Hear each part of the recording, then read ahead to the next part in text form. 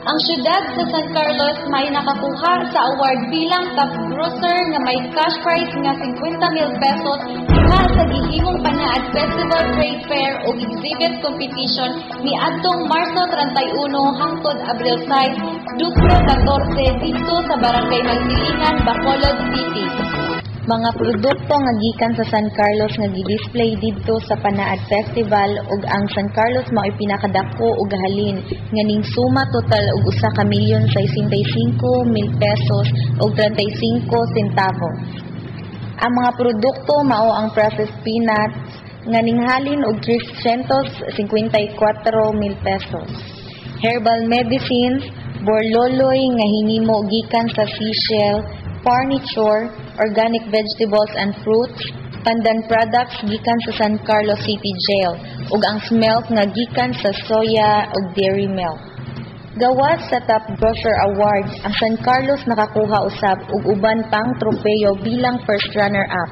Alang sa produkto nga passion fruit health drink bilang best new product innovative nga hinimo ni Sister Alma ay Mangkaw sa Balik Kalikasan Health Food Incorporated nga may cash prize nga 10,000 pesos.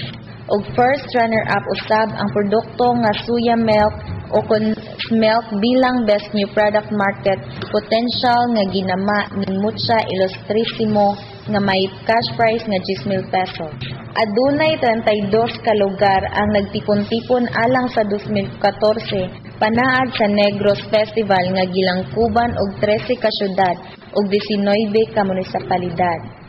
Ang mga midaog sa Panaad Trade Fair ug exhibit competition mi courtesy call kay Mayor Gingo Valmayor Jr. Inobana ni City Administrator Greg Boy Santillan diin gipresentar ang ilang mga nadawat nga awards nga gikuyugan ni Senior Cooperatives Development Specialist Raymond Giputulan ug mga personnel sa Cooperatives and Livelihood Development Office ni adtong Abril 14 ning tuiga didto sa buhatan sa mayor.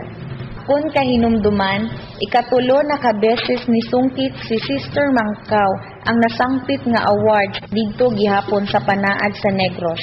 Samtang ang soya milk ni Illustrissimo maupay primerong pag-apil ni ini sa Panaad sa Negros Festival.